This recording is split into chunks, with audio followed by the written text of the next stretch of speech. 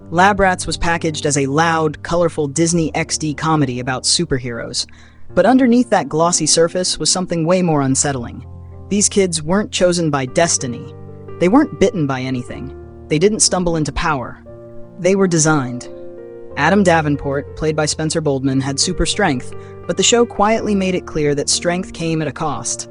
Adam lived in a body that could never relax. Every emotion was dangerous. Every argument could turn into property damage. He wasn't allowed to just feel things. He had to manage them. Anger? Suppress it. Excitement? Dial it down. Fear? Hide it. Spencer was 19 when the show began, now 32, and he played Adam like someone constantly being told he was too much, even though that's exactly how he was built. Then there was Chase Davenport, played by Billy Unger, whose superintelligence sounded like the safest power but might have been the cruelest. Chase saw outcomes before they happened. He knew the odds, the risks, the worst-case scenarios, and he carried that knowledge alone. Intelligence became isolation.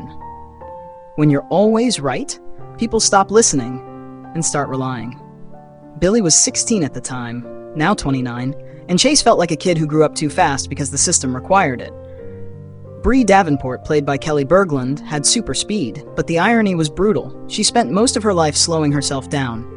Bree wanted popularity, friendships, normal teenage chaos, but her abilities forced her into secrecy. She couldn't shine too brightly without exposing the truth. Speed didn't give her freedom, it gave her limits. Kelly was also 16 when the show started, now 28, and Bree's story was about hiding excellence just to survive socially. And then there's Leo Dooley, played by Tyrell Jackson Williams, the one person in the house who was completely human. No bionics, no enhancements, no safety net.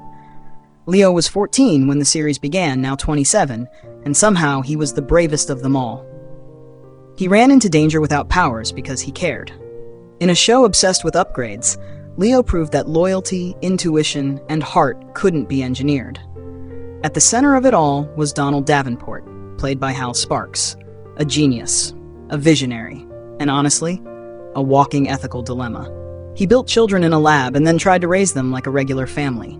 His love was real, but so was the control. He decided what they were before they ever got a say. The show laughed it off with dad jokes and explosions, but the truth lingered. Donald blurred the line between creator and father in ways that were never fully resolved. Then came Tasha Davenport, played by Angel Parker, and she changed the emotional temperature of the show. Tasha wasn't a scientist. She didn't build anyone. She saw them. As Donald's wife and the kid's stepmother, she brought something the lab never could: warmth, structure, and emotional intelligence. Tasha questioned decisions. She worried. She protected. Angel Parker gave the character authority without coldness, strength without cruelty. Tasha represented what the family could have been if love had come first and science second. Even the villains in Lab Rats weren't random. Most of them were reflections of what happens when power is handed out without care. Experiments gone wrong, ambition unchecked, humanity forgotten. Every fight felt like the consequences of playing God finally knocking on the door. And that's why Lab Rats still sticks with people.